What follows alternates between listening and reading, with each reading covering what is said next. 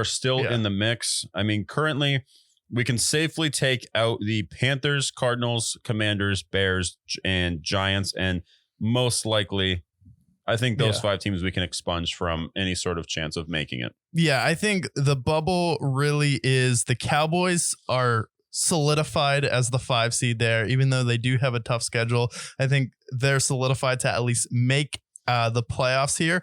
But I think the real bubble is Seattle, the Vikings, Green Bay, the Rams potentially, and then also the entire NFC South, except for the Panthers, I believe, still has a chance to win that division. Yeah, so really, like, I don't think the Saints and the Bucks will not make a wild card spot, but they do have a chance because they're all within a game of each other in order to make it. In fact, the Saints and the Falcons have the same record, and the Bucks are only a game behind. So of those 3 games, we can go through of the schedule what we expect the Bucks, Saints, and Falcons to finish as, and who could prevail as the winner from there. Okay, so the Buccaneers are at 11 here. They have some ground to cover, especially within the division. Let's go over their matchups because they have beaten the Saints so far this year, if I'm not mistaken. And then I believe they lost to the Falcons.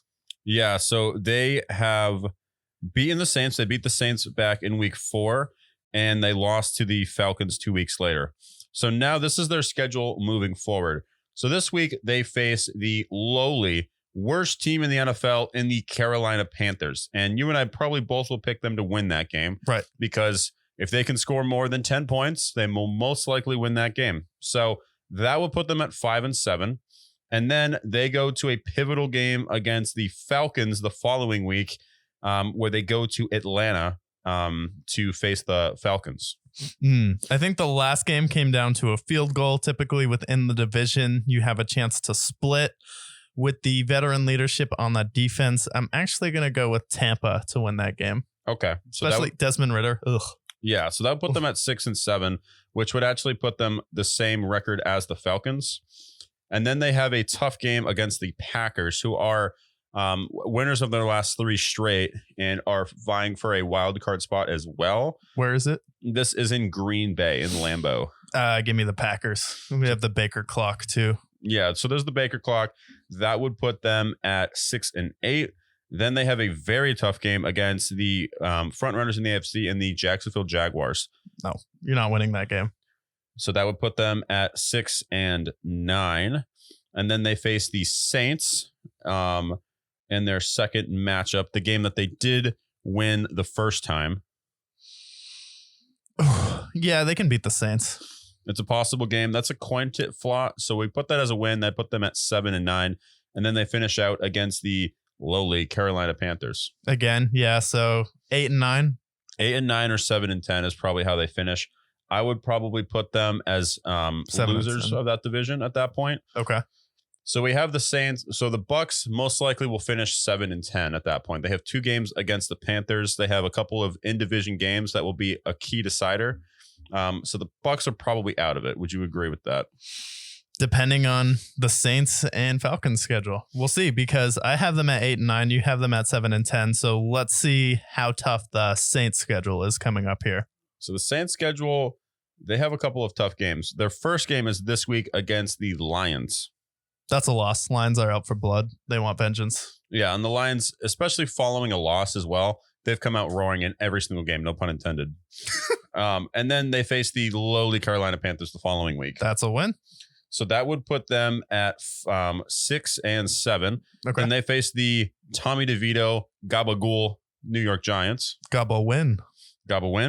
Then they face the Rams on Thursday Night Football. Where? In SoFi. Ooh, that's like Rams aren't very good this year outside of their division. I think the Saints can win that game, but I do think it's a toss-up. Okay, so that would put them at 8-7, and then they face the Bucks and Falcons to end it. Bucks and Falcons to end it. I think they go 1-1. 1-1. Okay, so that would put them at 9-8. I think. I think they probably lose to the Bucks, and you can beat Atlanta outside of Atlanta. So I think they do split with the Falcons there. So 9-8. 9-8, 8-9 is a record that we have here for the Saints. And then I'll pull the Falcons up here. They are currently the leaders of the division after the win against the Saints. Their schedule actually looks pretty tough as well. They do go to New York, or should I say New Jersey, to take on the New Jersey Boogers. As you've watched the worst top fives, from now on they are the New Jersey Boogers to me. Yeah, you have to win that game. If you lose that game, what the hell are we doing if we're losing to Tim Boyle and pack it up and leave Wilson? Yeah, so that puts them at 6-6. Then they go and face the Bucks again for that following game. Yeah, do you agree that the Bucks win that game? Yeah, because they lost the first game, and I think that they're going to split. Okay, so that would put them at 6-7, and then they face the Panthers, which That's they a win. Everything's an automatic win against the Carolina Kitty Cats. So that puts them at 7-6, and then they face the Colts. Loss. That's a loss. Put that as a loss. Definitely. 6-8. Then they face the Bears on New Year's Eve. Where? In Chicago. Oh, that's a loss. So in Chicago? Yeah, no way. So now they're 7-9, and then they face the Saints. That's for the division, right? Yeah. At that point, most likely it could be. Yeah, I think that game is for the division, so I'm actually going to go with the Saints to win the division at home in the Superdome. Yeah, I think it has to be the Saints. I think it's going to be the Saints ultimately at the end of the day.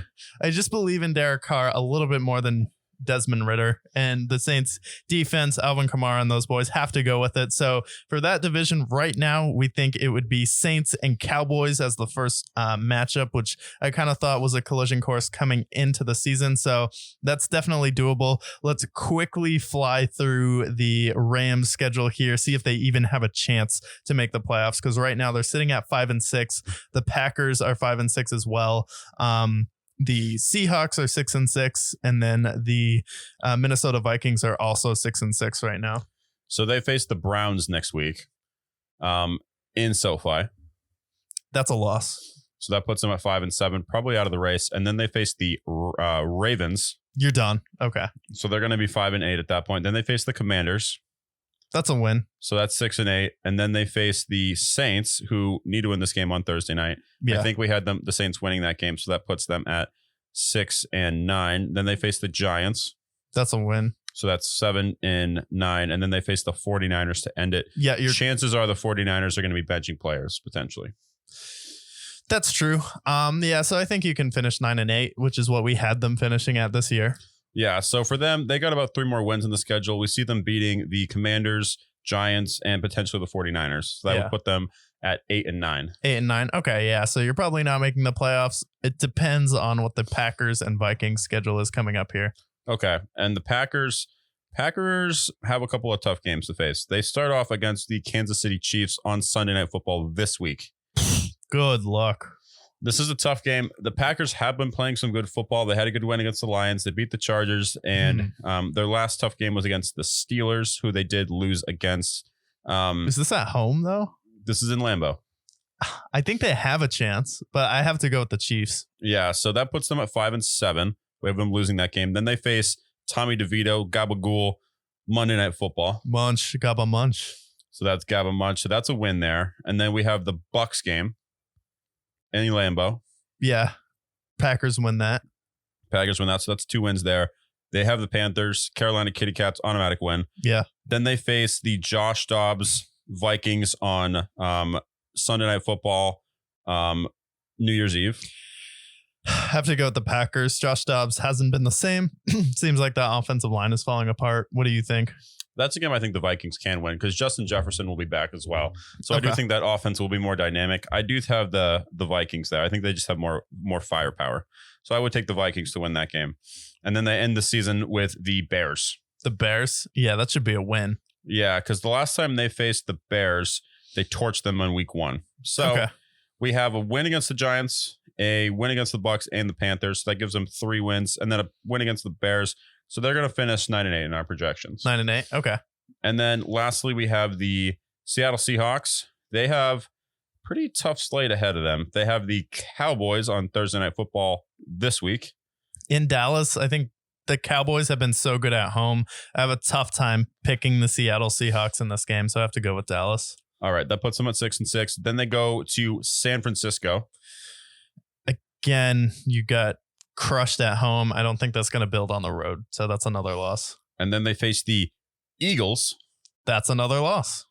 and then they face the Titans. And this is where I think their schedule eases up just a little bit, facing the Titans Christmas Eve. Yeah, but at this point, you're 6-8. I think they could be done there. Yeah. And then they have the Steelers on New Year's Eve. Where? In Seattle. Winnable, but I think the Steelers still win that game. I think the Steelers have more to play for, and they're playing for a home playoff game.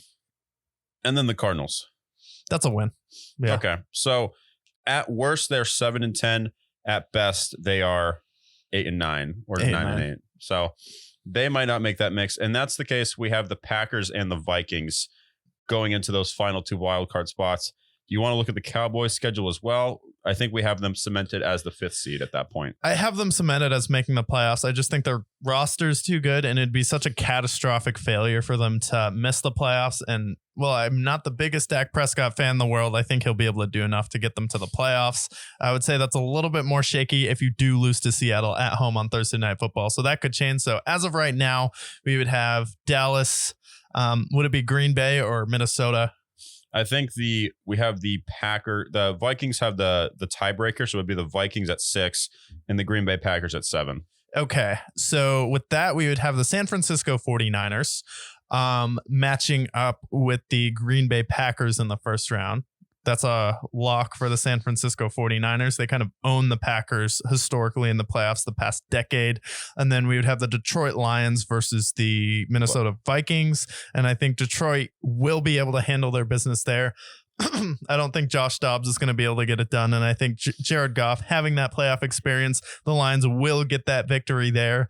And then I think the Cowboys get the victory versus the Cowboys, which we pretty much thought it was going to be Eagles, Niners, Lions in the second round. So I think that still is the case. Those are the 4 contenders. Everyone else on the bubble. It's a nice push, but unless you pull some magic out of your you-know-what, I think that's pretty much how the standings are going to fall. And then we'll see how that progresses over the next few weeks.